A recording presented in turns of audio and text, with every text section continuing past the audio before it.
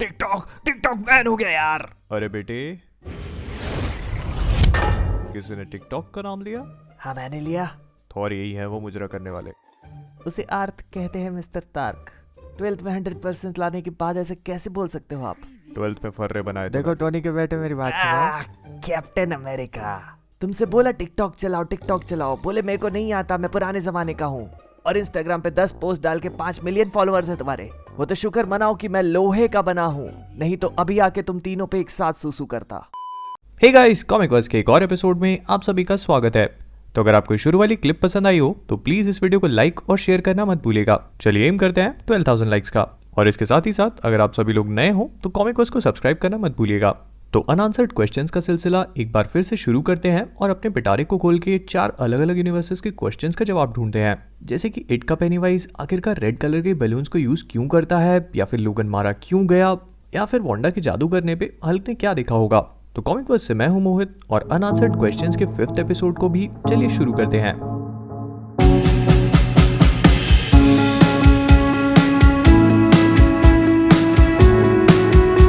तो हमारा आज का सबसे पहला क्वेश्चन ये है कि आखिरकार हीलिंग फैक्टर होने के बाद भी लोगन मरा क्यों।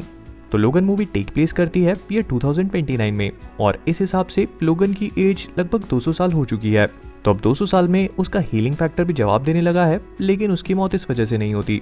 उसको मार रहा है उसी की बॉडी में डला हुआ एडमेंटियम मेटल, जिसने शायद उसे अनगिनत बार बचाया होगा, लेकिन अब इसी मेटल ने उसे पॉइजन करना शुरू कर दिया है।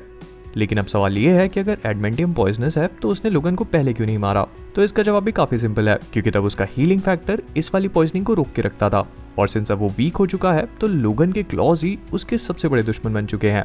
और ये बात कहीं ना कहीं लोगन भी जानता है, क्योंकि वो इस मूवी में कई बार बोलता भी है कि I know what is killing मी। हालांकि लोगन के पास इसे निकलवाने के भी कई सारे मौके थे और उसने खुद ही कहा है कि वो इसे निकलवा भी सकता था, लेकिन इस मूवी में उसके एटीट्यूड को देखकर ये समझ में आता है कि उसने लाइफ और वर्ल्ड दोनों ही चीजों पे गिव अप कर दिया है।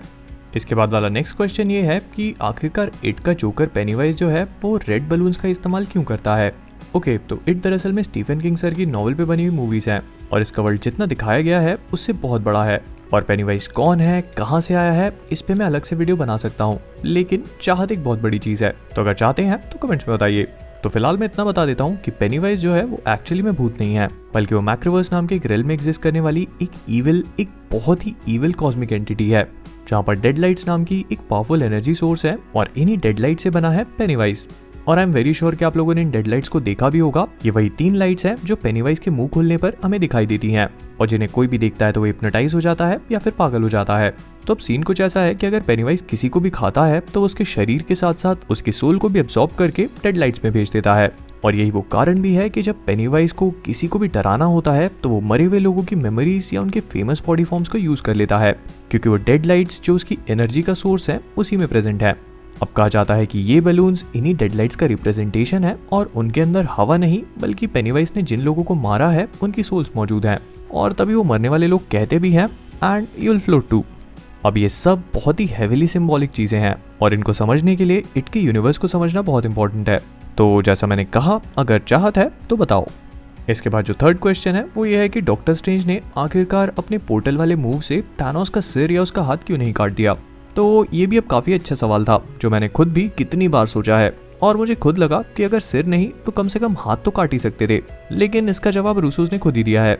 उन्होंने ये बताया कि थानोस की स्किन ऑलमोस्ट इनपेनिट्रेबल है, यानी कि कोई भी चीज उसे इतनी आसानी से पेनिट्रेट नहीं कर सकती, और अभी तक बस थॉर का स्टॉर्म ब्रेकर और आयरन मैन का नैनो सूट ही उसे ब्लीड करवा पाए हैं। तो अगर डॉक्टर स्ट्रेंज चाहते भी तो वो ऐसा कुछ नहीं कर पाते। प्लस उन्होंने इसे अपनी 14 मिलियन आउटकम्स में करके देख ही लिया होगा, एंड तभी उन्होंने टोनी पे अपना दांव खेला, क्योंकि शायद थानोस को परमानेंटली डिफीट करने का तरीका बस यही होगा।